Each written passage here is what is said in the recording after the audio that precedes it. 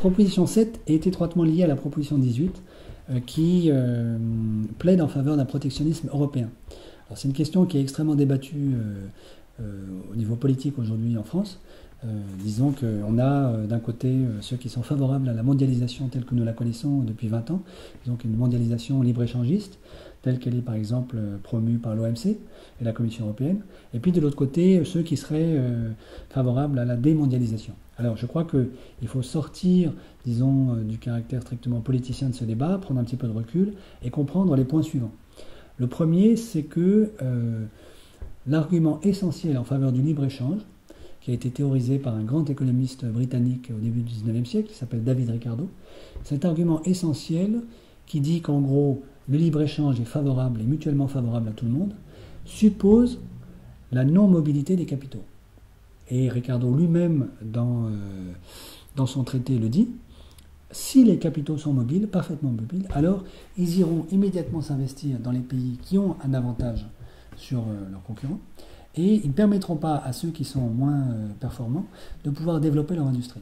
Donc, si on ouvre les frontières en présence de mobilité du capital, et s'il y a des pays qui sont nettement moins performants que d'autres dans à peu près tous les secteurs industriels, ils vont être pénalisés par l'ouverture des frontières.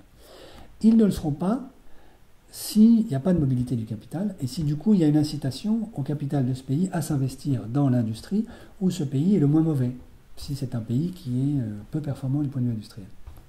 Aujourd'hui, ce à quoi on assiste sur la planète, c'est à une migration très forte des capitaux investis dans l'industrie vers les pays émergents, qui ont évidemment une rentabilité bien plus grande, puisque les salaires des pays émergents sont beaucoup plus faibles que les salaires des pays industriels. Du coup, une délocalisation massive et une désindustrialisation massive des pays du Nord. Aujourd'hui, la part du PIB français qui est générée par l'industrie au sens strict, au sens étroit du terme, c'est 16% uniquement. Et en Grande-Bretagne, c'est 17%. Donc, par un paradoxe qui n'est qu'apparent, la Grande-Bretagne est plus industrialisée que la France aujourd'hui. Si on mesure, disons, son degré d'industrialisation à la part du PIB qui est généré par l'industrie, au sens étroit du terme. Alors, si on comprend que la mobilité du capital rend caduque la légitimation fondamentale du libre-échange, alors on peut réinstruire le dossier et réentrer en débat avec, disons, cette espèce d'a priori qui gouverne toutes nos décisions politiques depuis 20 ans, qui est que le libre-échange est mutuellement bénéfique à tout le monde. Une fois qu'on a compris que ça n'est pas le cas, on peut réorganiser le débat et se dire, mais au fond, est-ce que le protectionnisme ne serait pas une bonne chose ?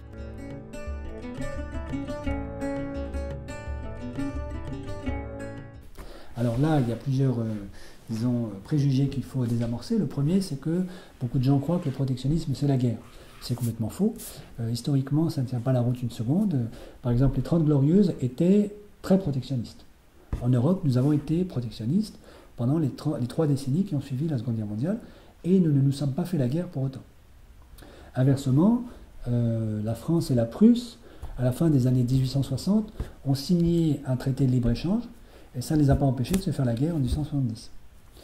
Troisième exemple, à la fin du XIXe siècle, l'Europe a connu une explosion des échanges, donc c'est au point que les historiens appellent ça la première mondialisation, alors que, mis à part la Grande-Bretagne, tout le monde était protectionniste en Europe à la fin du XIXe. Donc, le protectionnisme, ça n'est pas la guerre, et ça ne pénalise pas les échanges, contrairement à ce qu'on croit. Premier exemple, c'est la première mondialisation en Europe à la fin du XIXe.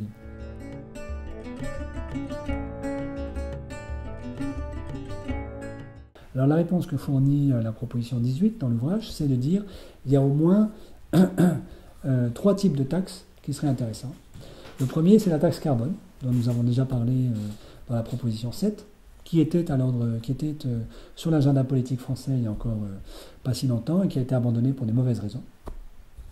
Le deuxième, ce serait une taxe qui pénaliserait les produits dont les conditions de production sont considérées comme étant indécentes de la part de l'Office international du travail à Genève. En clair, ça veut dire quoi ? C'est tous les produits que nous importons et dont la production a nécessité le travail d'enfants dans les caves, disons en Thaïlande, ces produits-là, il faut les taxer, il faut qu'ils soient pénalisés. Alors on va dire, est-ce que ça pénalise le pays émergent producteur ? Réponse non, ça l'incite à cesser de mettre en œuvre des conditions de travail indécentes pour produire pour les pays du Nord. Donc en fait, c'est bénéfique et pour les pays du Nord et pour les pays du Sud. Le troisième type de taxe, on pourrait imaginer une taxe qui pénalise les produits vendus par des pays qui n'ont pas ratifié le protocole de Kyoto.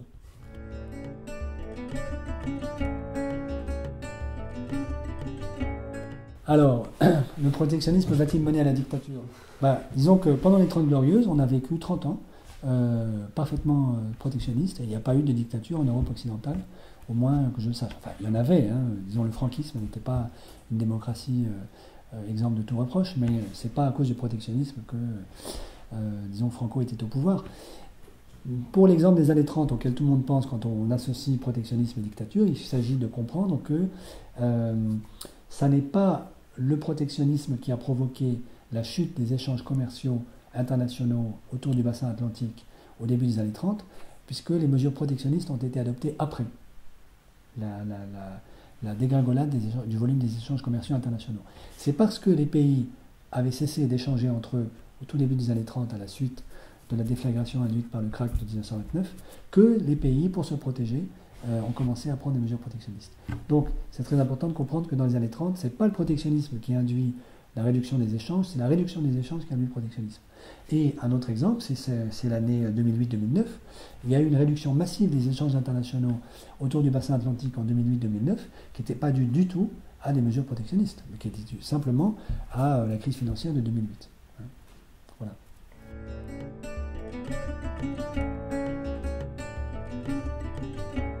On peut même reverser l'argument et dire probablement aujourd'hui, dans la configuration dans laquelle nous nous trouvons, le meilleur moyen d'inciter des classes moyennes désespérées à élire au pouvoir, disons, des politiques populistes et démagogiques, disons, d'extrême droite, c'est précisément de continuer dans la configuration dans laquelle nous nous trouvons. Le libre-échange tel que nous l'organisons aujourd'hui avec une parfaite mobilité des capitaux induit une délocalisation, une désindustrialisation qui pénalise les salariés européens. Induit également, disons, une mise en concurrence des travailleurs européens avec les travailleurs chinois, qui fait que les salaires européens ne peuvent pas augmenter. C'est ceci qui, joint au programme d'austérité budgétaire drastique que nous nous imposons, parce que nous croyons que ça sert à régler le problème des dettes publiques, qui est de nature à provoquer le désespoir des classes moyennes. Et quand les classes moyennes sont désespérées, elles finissent par élire des gouvernements dictatoriaux.